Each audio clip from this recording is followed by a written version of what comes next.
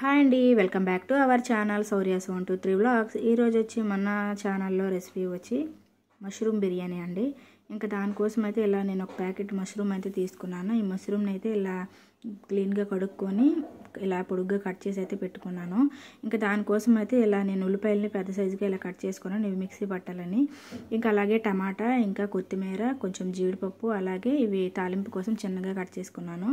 ఇంకా అల్లం వెల్లుల్లి, అలాగే పచ్చిమిర్చి, ఇంకా స్పైసెస్ ఏముంటే అవి వేసుకోవడమండి. చెక్క, లవంగ, స్టార్ ఫ్లేవర్, బిర్యానీ ఆకు వేసుకున్నాను. ఇంకా నేను ఒక కారం, అలాగే కొంచెం గరం మసాలా, కొంచెం బిర్యానీ మసాలా, కొంచెం పసుపు, కొంచెం సాల్ట్ తీసుకున్నాను. అలాగే ఒక 3 టేబుల్ స్పూన్ వరకు పెరుగునైతే తీసుకున్నాను.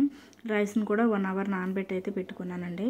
ఇంకా మిక్సీ పట్టేయాలి కాబట్టి మిక్సీ జార్ అయితే తీసుకొని అందులో కొంచెం మనం అల్లం, అలాగే వెల్లుల్లి, ఇంకా పచ్చిమిర్చి, అలాగే ఉల్లిపాయ ముక్కలుగా ఉన్నాయి కదా పెద్ద సైజు అవి, ఇంకా కొత్తిమీర కూడా వేసుకొని మెత్తని పేస్ట్ అయితే పట్టేసుకోవడమే. ఇంకా స్టవ్ అయితే ఆన్ చేసేసి ఇంకొక తలసరి కళాయి అయితే పెట్టేసుకున్నాను. ఇదైతే బాగా హీట్ ఎక్కాక అందులోనే మనం కొంచెం ఒక 3 టేబుల్ స్పూన్ వరకు ఆయిల్ అయితే వేసుకున్నాను. చూసారు కదా, ఇలా ఆయిల్ అయితే వేసుకొని ఆయిల్ హీట్ ఎక్కాక అందులోనే మనం స్పైసెస్ ఉన్నాయి కదా వీటిని కూడా వేసుకోవడమే.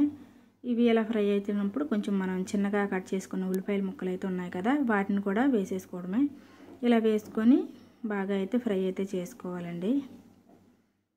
చూసారు కదా, ఇలా బ్రౌన్ కలర్ వచ్చే వరకు అయితే మనం ఫ్రై అయితే చేసుకోవాలి. ఇందులోనే మనం ఇప్పుడు జీడిపప్పు అయితే ఉంది కదా వాటిని కూడా వేసుకొని ఇది కూడా కొంచెం కలర్ వచ్చే వరకు అయితే మనము ఫ్రై అయితే చేసుకోవాలి. ఇంక ఇవైతే ఫ్రై అయిపోయాక ఇందులోనే మనం ముందుగా పేస్ట్ చేసుకున్నాం కదా ఈ పేస్ట్ అయితే వేసేసుకోవాలండి, మిక్సీ పట్టింది. ఇది కూడా వేసేసుకొని మనం పచ్చి వాసన లేకుండా అయితే బాగా వేయించుకోవాలండి. ఇలా వేయించుకోవడం వల్ల ఏంటంటే టేస్ట్ బాగుంటుంది. ఈ కొత్తిమీర ఫ్లేవర్ అనేది బాగుంటుందండి, బిర్యానీకి మంచి టేస్ట్ని ఇస్తుంది. సో ఇలా ఫ్రై అయితే బాగా చేసుకోవాలి. ఇదైతే చక్కగా ఫ్రై అయిపోయాక ఇందులోనే మనం టమాటా ముక్కలను కూడా వేసుకోవాలి. ఇలా టమాటా ముక్కలు కూడా వేసుకొని వీటిని కూడా ఇది కూడా టమాటా కూడా మెత్తబడిపోయేంత వరకు అయితే ఫ్రై అయితే చేసుకోవాలండి. ఇలా మెత్తగా ఫ్రై అయిపోవాలి. దీనిపైన మూత పెట్టి అయితే ఒక 2 మినిట్స్ కుక్ చేసుకుంటే ఫ్రై అయిపోతాయి. ఇందులోనే మనం ఉప్పు, కారం, పసుపు, అలాగే గరం మసాలా, బిర్యానీ మసాలా కూడా అన్నీ ఉన్నాయి కదా వీటన్నిటిని కూడా వేసేసుకొని ఒకసారి అయితే అలా అటు ఇటు కలుపుకొని ఫ్రై చేసుకోవాలి. మసాలాలు కూడా వేగిపోవాలి కదా. ఇంకా ఇవన్నీ వేగిపోయాక ఇందులోనే మనము పెరుగు అయితే ఉంచాం కదండి, ఒక 3 టేబుల్ స్పూన్ పెరుగు, ఆ పెరుగు కూడా వేసేసుకోవాలి ఇందులోనే. ఇప్పుడు ఇలా పెరుగు అయితే వేసేసుకొని బాగా అయితే కలుపుకోవాలండి. ఎందుకంటే ఇది సరిగ్గా కలపకపోతే పెరుగు అనేది విరిగిపోయినట్టు అయితే అయిపోతుంది, బాగోదు, స్ట్రక్చర్ బాగోదు. సో ఇలా మనం బాగా అయితే ఫ్రై అయితే చేసుకోవాలి. మొత్తం చూసారు కదా చక్కగా కలిసిపోయింది పెరుగు అయితే. ఇలా పెరుగు కూడా కలిపేసుకున్నాక ఇందులోనే మనం ఈ మష్రూమ్ ఉన్నాయి కదా వీటిని కూడా వేసేసుకోవడం. ఇలా మష్రూమ్ అన్నిటిని వేసుకొని ఈ మష్రూమ్ అలాగే ఈ మసాలాలు, ఈ పేస్ట్ అంతా బాగా వేయించుకోవాలండి. ఈ మష్రూమ్ అయితే ఇందులోనే కుక్ అయిపోతుందండి. మష్రూమ్ ఉడకడానికి ఎక్కువ టైం ఏమి అవసరం లేదు కదా. సో చూసారు కదా, మష్రూమ్ కూడా ఇలా వేగిపోయిన తర్వాత ఇందులోనే మనం రైస్ అయితే ముందు నానబెట్టుకున్నాం కదా ఈ రైస్ అయితే ఇలా వేసేసుకోవడం అండి. 1 అవర్ ముందు నానబెట్టుకోవడం వల్ల ఏంటంటే బిర్యానీ అనేది పొడి పొడిగా వస్తుందండి, అంటుకోకుండా. ఇలా రైస్ కూడా వేసుకొని మొత్తం ఒకసారి బాగా కలుపుకోవాలి, మొత్తం కలిసేటట్టు.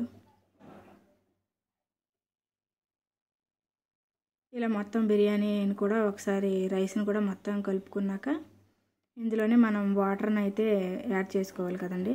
వాటర్ అయితే తీసుకొని ఒక గ్లాస్ రైస్కి అయితే ఒక 2 గ్లాసుల వాటర్ని అయితే యాడ్ చేసుకోవాలి. అది కుక్కర్ కరెక్ట్ కొలతండి. అదే మనం బయటని ఇప్పుడు మామూలుగా ఒక కళాయిలో చేస్తున్నాం కాబట్టి కొంచెం వాటర్ అనేది ఎక్స్ట్రా వేసుకోవాలి. ఇప్పుడు నేను ఒక గ్లాస్కి 2 గ్లాసుల వాటర్ ఎక్స్ట్రా వేసుకున్నాను. సో 3 గ్లాసుల రైస్ తీసుకున్నాను, నేను 6 గ్లాసుల వాటర్ అయితే వేసుకున్నాను. ఇంకా అదనంగా ఒక గ్లాస్ వాటర్ని అయితే యాడ్ చేశానండి. దీనివల్ల ఏంటంటే అడుగు అంటుకోదు, అంతేనండి, పొడి పొడిగా వస్తుంది. సో ఇలా కలుపుకున్నాక ఇందులోనే మనకి సాల్ట్ అయితే చెక్ చేసుకోవాలి. ఒకసారి సాల్ట్ ఏమైనా సరిపోతుందా లేదా అని చెక్ చేసుకోవాలి. నాకైతే కొంచెం సాల్ట్ అయితే సరిపోలేదనిపించింది. సో నేను కొద్దిగా సాల్ట్ అయితే వేసుకున్నాను. ఇలా సాల్ట్ వేసుకొని ఒకసారి అయితే కలుపుకోవాలి. ఇలా కలుపుకొని దీనిపైన అయితే మనం ఒక ప్లేట్ అయితే పెట్టేయడమేనండి.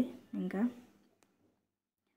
ఇలా ప్లేట్ అయితే పెట్టేసుకొని మనం ఒక 20 మినిట్స్ అయితే ఇలా కుక్ చేసుకుంటే మూత తీసి చూసేసరికి అయితే బిర్యానీ అయితే రెడీ అయిపోతుంది కదా. ఇలా ఉన్నప్పుడు ఒకసారి కలుపుకొని ఇప్పుడైతే మనం సిమ్లో పెట్టుకుని అయితే వాటర్ ఉంటుంది.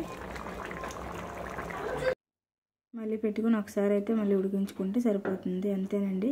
చూసారు కదా, పొడి పొడిలాడుతూ బిర్యానీ అయితే రెడీ అయిపోయింది. చాలా సింపుల్ అండి. ఇది టేస్ట్ కూడా చాలా బాగుంటుంది. ఇది రైతాతో కానీ ఇంకా గ్రేవీతో కానీ బాగుంటుంది. ఇంకా తీసి అయితే సర్వ్ చేసుకోవడమేనండి.